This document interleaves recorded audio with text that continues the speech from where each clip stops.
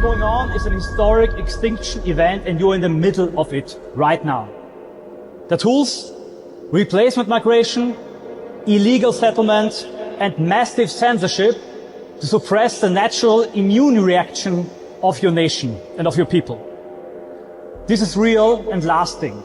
The government isn't, the GDP is not, the stock market isn't, but what's going on right now, this event, this extinction event, will shape the future of our people for the next millennia. The Great Replacement is the biggest ethno-cultural upheaval since 6,500 years.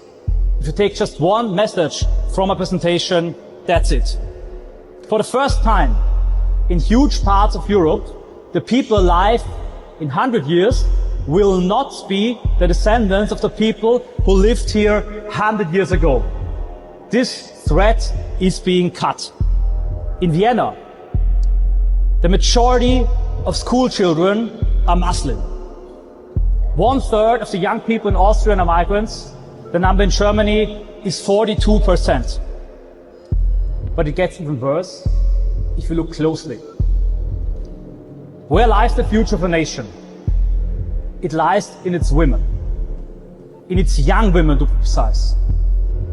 If you look at Germany, we have a country with 83 million inhabitants, in theory. If you look closer, we see there are only 11 million German women without a migration background under 40 left. Imagine 11 million. That's less than the population of Germany in 1684 after the genocidal 30 Years' War. The fertility rate of these women by now is 1 to 1.3 children per woman. So the next generation of women will be no more than 6 million German women. From 80 million to 6 million in 2 generations. This is not an enrichment, it's a replacement. It is a demographic crime that's taking place right in front of our eyes. You might know this famous cartoon where a coyote runs and runs off a cliff, and then he's still in the air until he realizes he has no ground under his feet. And that's exactly where we are right now. We're living in an illusion created by a boomer majority. The majority we have in Porto, in Vienna, in Paris is only fabricated by people who can't get children anymore, by those boomers, and in 20 years will be the day where the last baby boomer has died.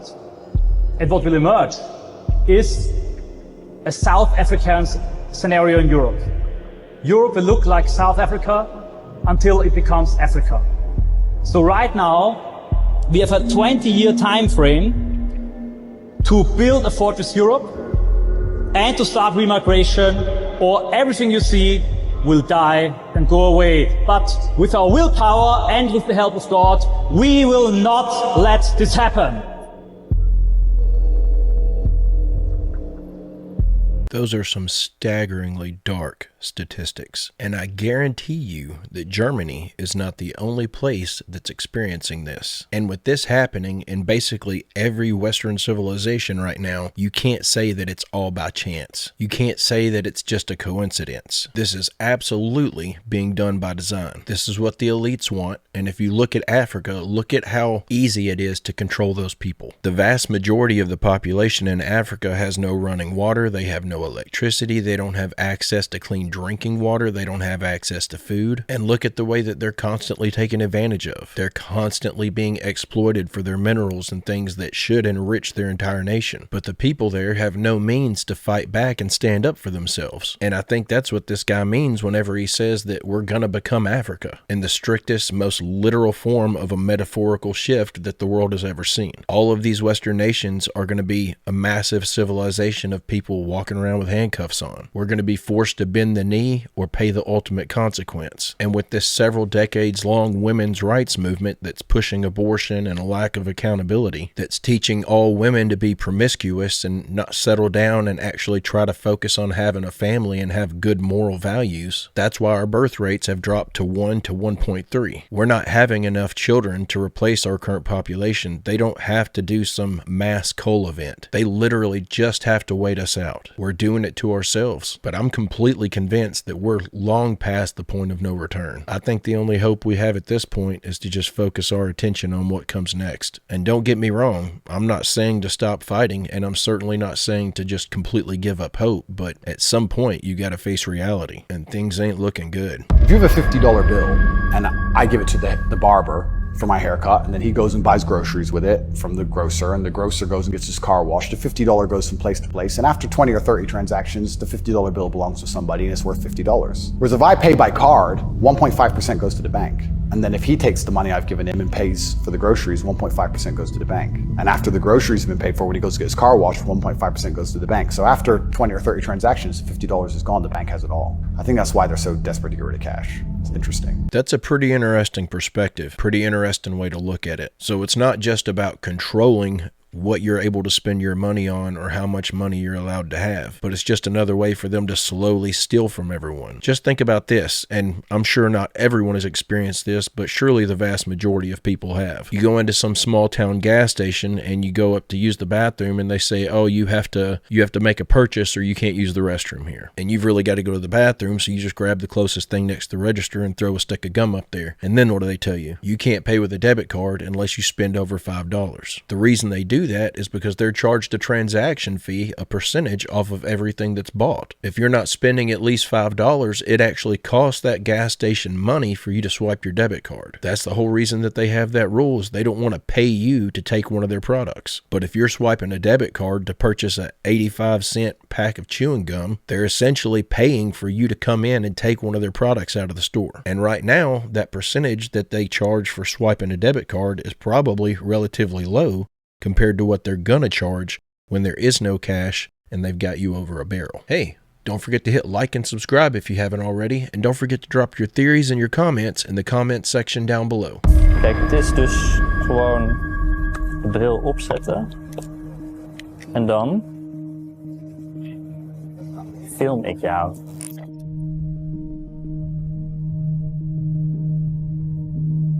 Mag je wat vragen? Als ik naar Amsterdam Centraal wil, kan ik dan het beste naar de metro de pakken. metro, niet de trein pakken? Nee, de metro, dat is vaak sneller. En dan gewoon de Noord-Zuidlijn. Ja. Of die naar Centraal Station. Als ik naar Centraal Station wil, moet ik dan de metro of de trein nemen? Je kunt ze allebei nemen, Ja. maar moet je snel zijn? Ja. Moet ik de metro of de trein pakken? Nee, je moet de metro pakken. Volgens mij moet je metro 50 of 51 pakken. 50, 51? Ja, het geeft gewoon aan. Als we rechtdoor lopen, dan zie je de metro. Ja. Metro 52. Klopt het dat je Orstelton die praktijk aan Schiedam? Ja? Ja? Klopt het dat je Floor heet? Ja. Ja. Van Grunsven? Ja. Ja. Bent u Helene? Ja. Helene Wachters? Ja, zo. Van Eden McKellen? Ja, klopt. Hoezo? Heet je Wijs? Ja. Basharat? Ja, klopt. Ja. Oh, kan ik jou even staan? Klopt dat u jurist bent? Ja. In Venture Capital? Onder andere, ja. Ja? Ja. Ik heb dus een bril waarmee ik gezichten kan scannen. Ik zie aan je dat je er wel schrikt. Nou, inderdaad. Ja. Oh ja, ik zie dat ding nou inderdaad gaan. Oh, ik zie nu ook een lampje aangaan. Op die manier informatie vergaren over mensen. Ja. Voelt bij mij nog niet oké. Ja. Ik bedoel, het is de tijd van tegenwoordig. Ik bedoel, digitale wereld. Je verwacht dit gewoon. Je verwacht het gewoon. Nou. Nu ook voor jou weten. Geef me ook. Ja.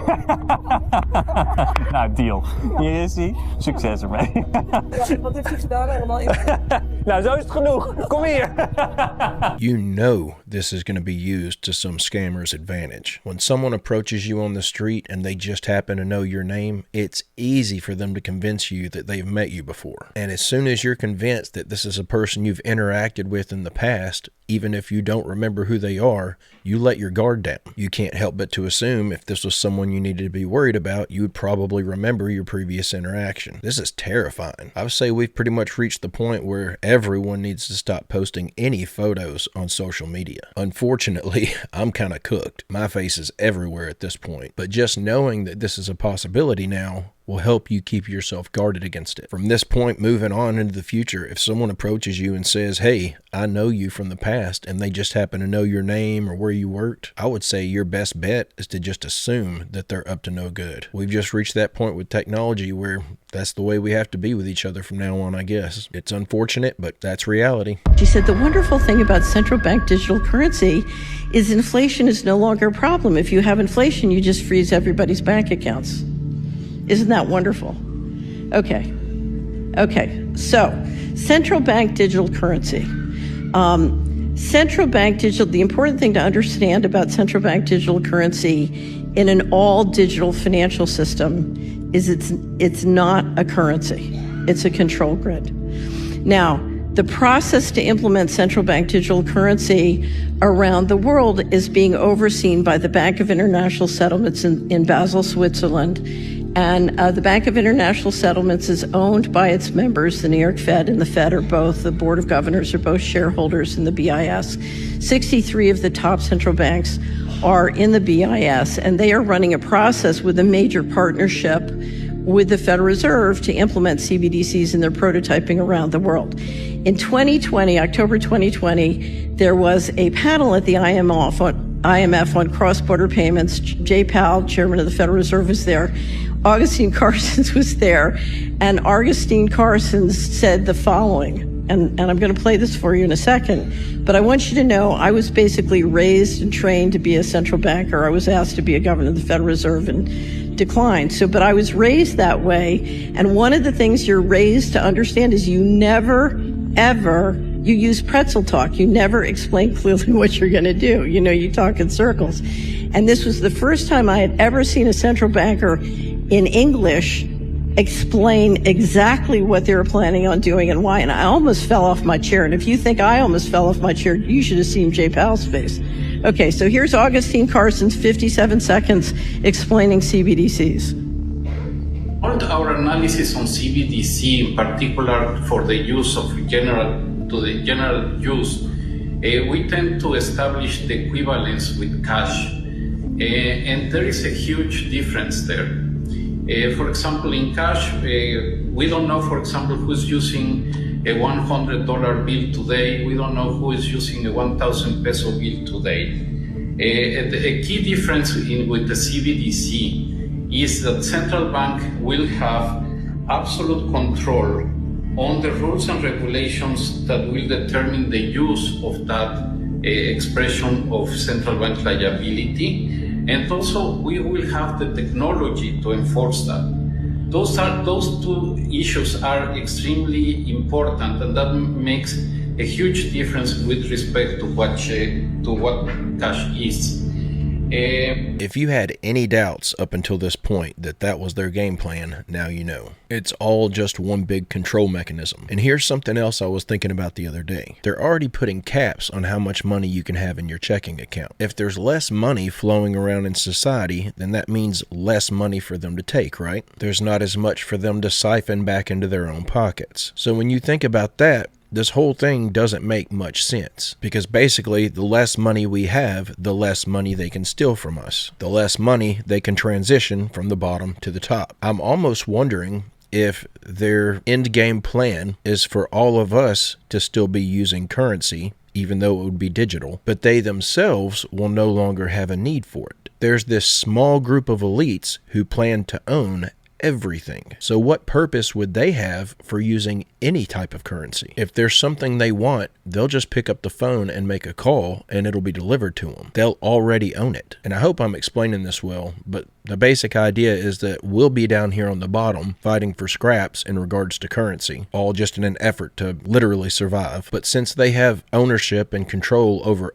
literally every resource, they'll be completely above any type of monetary system. And I think the main reason that that idea popped into my head is if you think about if all money is going to be under control of a bank, even these elites don't want someone else controlling their money. They don't want someone else having access to just shut them off if suddenly they change their opinion about something and they're no longer going along with the mainstream narrative. So the only way this makes sense is if they're beyond the point of actually using money. But what do y'all think about that idea? Free speech isn't a free fall in Europe. There are two anti-free speech movements that have coalesced. One is in Europe, where it has laid waste to free speech. Germany, France, England. Free speech has been eviscerated. And also places like Canada. The U.S. anti-free speech movement began in higher education, then metastasized throughout the government. But this has all reached our shores now. The Berlin World Forum followed the remarks of Vice President Vance on free speech, and the EU was red hot. They gathered in Berlin, and it was the most anti-free speech gathering I've ever been part of. There's only two of us from the free speech community. And they are committed. And, you know, Hillary Clinton was there, and she really fueled the anger. I mean, she, when Twitter was purchased by Elon Musk, she called on the EU to use the infamous Digital Services Act, which is one of the most anti-free speech pieces of legislation in decades. And she called upon the EU to use the DSA to force the censorship of American citizens, force people like Musk to censor. It's an extraordinary act by someone who was once a presidential candidate in the United States. But they are committed to it. And after the World Forum, they further globalized this effort, and they are threatening companies like X with ruinous fines unless they resume censoring American citizens. This has certainly become a problem, and it looks like the only way that we're going to be able to solve this is if Elon Musk just decides that he's no longer going to have the X platform in these other countries. Either that, or he just simply ignores them all and tells them he's not going to comply. But it's looking more and more to me like the only way that we save our country is just complete isolation. And I'm not saying that that's the direction that I hope things go in, but it looks like we're going to be backed into a corner where we're forced to make a decision like that. We're either going to have to become a completely isolated country that doesn't interact with the rest of the world, which I don't like because I want to know what's going on, or we're going to eventually fall into these same traps and pitfalls that these other countries are experiencing because they're going to force us to comply by telling us your products can't be sold here. Your products can't be used here. Your platforms can't be used here. And they're just going to keep pushing. I think one of the biggest issues we have right now is that we're too tied in with these other countries. China owns most of our farmland. We're listening too much to the World Health Organization. Our politicians are falling in line with these edicts from the United Nations. We literally started this country in an effort to get away from all that stuff. And it seems like the past 100 years has been an effort to completely reverse that and put us back under the control of all these other foreign governments. But it feels like we're already reaching the point where we have no choice but to choose. Do we go this direction and just isolate ourselves from the world, or do we just keep circling the drain with everyone else? So this letter was from the council, and you got this on the 12th of January. You moved in November, didn't you? Yeah. And you got this letter, and just spell out what this letter says. That letter says that because the property is derelict, that they can compulsory purchase it. If there's any repairs to be done in it, they could take it off the price of the property. Yeah. And these properties are for migrants. That's what they want these houses for. Extraordinary, isn't it? And how did you feel when you got a letter? You moved into your new wonderful home, you settle down, law-abiding citizens, and you get a compulsory purchase order from the council accusing you of occupying a derelict home. How did you feel when you got this? After paying $200,000 for it, we didn't feel very well. No, it must have been one hell of a shock, mustn't it? It was an awful shock. And when I got that, I felt sick When we went down to the council the day we got that letter after we read it, and the lady in there, she said, don't worry about it, it's just a standard letter. We have been so hollowed out as a nation, we've turned our backs entirely on the territorial integrity of this country, to the point where it's become standard to repossess houses. But why is this always that it's for the immigrant and not the indigenous population? Yeah. Well, veterans are sleeping rough. Yeah. 16,000 veterans. Terrible weather. Absolutely. They can't get put in hotels or in a bibby stock home. There is a daylight centre charity in Wellingborough, which looks after homeless people who are sleeping rough, and they spend £630 per annum per head. Illegal migrants get paid £50,000. They get spent on them £50,000 per annum per head. And here we have the evidence of it in this letter. They wanted your lovely new home. Unbelievable. So not only is the UK government forcing their citizens to put up with this flood of migrants, but they're literally trying to repossess their homes by calling them derelict and unused so that they can give them over to these illegal migrants. I keep waiting to see when the people in the UK are going to stand up and fight back against this tyranny. Every other day I'm seeing some more news come out of there that's just absolutely mind-blowing. There's no logical way for them to justify doing something like this. Just like there's no logical way for them to justify the influx of the migrants to begin with. But if you go back and listen to those statistics that the guy was talking about in our first clip today, and then if you read the details in that letter that they were just showing on the screen that says it's mostly single military-aged men, you're reaching a tipping point where you're not going to be able to stand up and fight back, because the people that are robbing you blind of all of your country's resources, that are getting your house given to them by your government, you're going to reach a point where there's so many more of them than you that standing up to try to fight back is not going to work. I really don't know what y'all do at this point. I feel like y'all have let this stuff go on too long. And don't get me wrong, I'm not blaming the citizens of the UK. I completely understand them having hope and just thinking that things will eventually work themselves out. That's how most people view things. Most people don't assume that the government is out to get them. Most people aren't watching what the government is doing 24/7. But things are getting so bad now, just hearing the occasional update on the moves that y'all's government's making should have given you a clue. I feel like we're watching the fall of the United Kingdom in real time. And I'm not naive enough to think that it's not happening here as well. We just haven't been led as far down the path as y'all. I just hope the people in this country are watching what's going on over there and waking up to what's coming for us. If they're not, we're gonna suffer the same fate. The government wants you to put your boomer parents that you don't like in a nursing home. That is their entire goal, is for you to put your boomer parent in a nursing home, particularly if they own a home or any type of asset. Because Medicare, you don't have to pay that back. That is what you get as health insurance when you turn 65 in America. And it doesn't cover much. It covers your basic needs. So they push for you to sign up for Medicaid supplementary. And what they leave out a lot of the times is that when you have Medicaid supplementary, when you're elderly and you pass away, Medicaid seizes all of those assets to pay back whatever you spent in Medicaid, which means that they're going to take houses, businesses, savings, pensions, whatever is left over. They now get that. It is their way of ensuring that middle and lower class people do not acquire any type of generational wealth, because those companies are going to come in and they're going to seize that house, that land, that business, whatever, and they're not going to sell it back to somebody like us. They're going to sell it to a corporation. That's who's going to come in and buy it.